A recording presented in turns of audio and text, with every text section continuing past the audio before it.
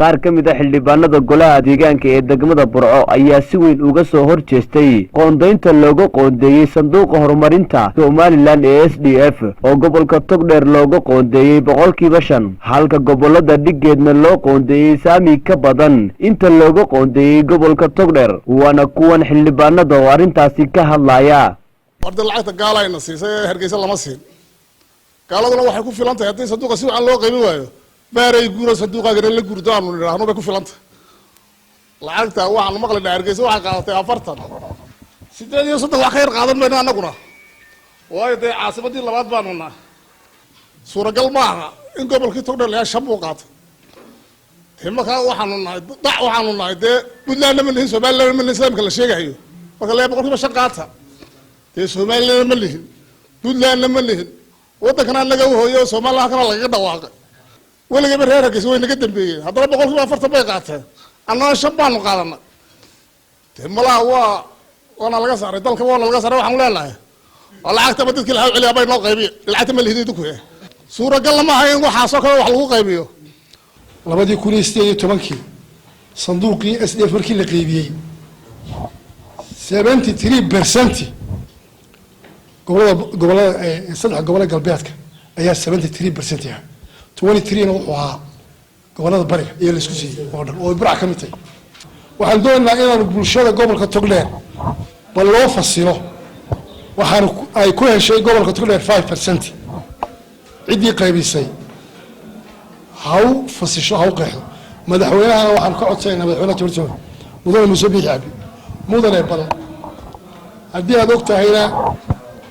bal dib loogu noqdo waa haday jirto haddii aad ogeyna bal la xisaabtan cidii qaybisay sanduuqan horumarinta saamigii aan ku lahaa Somaliland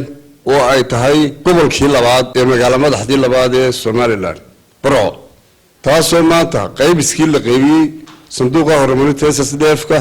saamigii ay lahaayeen goboladu ay ugu hooseyso aanay degmo la mid ahayn anigu waxaan leenahay wasaaradda qorsheynta iyo wasaaradda arrimaha gudaha wasaaradda maaliyadda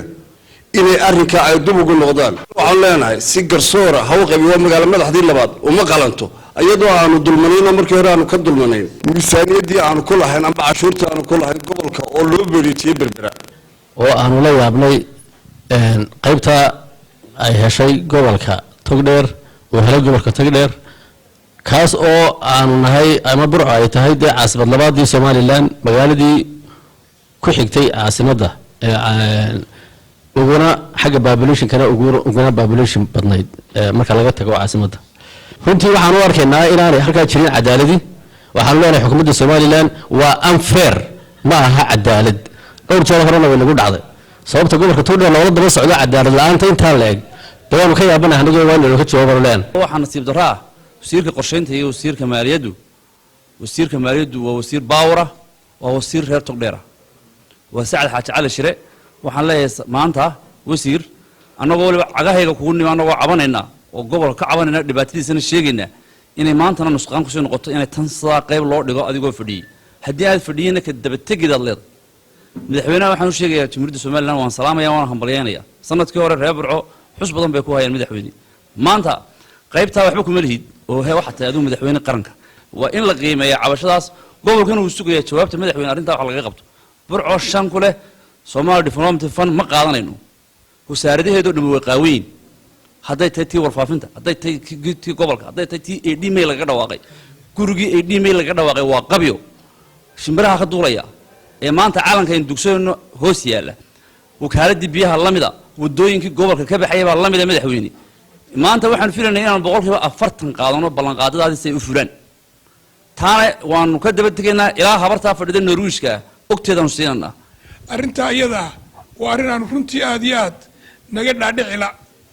oo aanu fahmi weynay hana laga qanciyo oo hana la fahansiiyo waxa aanu haddaanu gobolka Togdheer aanu helnay 5% gobolada kalena ay u heleen waxa aan soo gaaray ee shaxdooda ku qoran si kastaba ha ahaatee arrintan ayaa ku soo beegmaysa xilli bulshada gobolka Togdheer si weyn u hadal haysay sanduuqani ayaan la Cabdullaahi Jaamac warbaahinta caalamiga SPC magaalada Burco.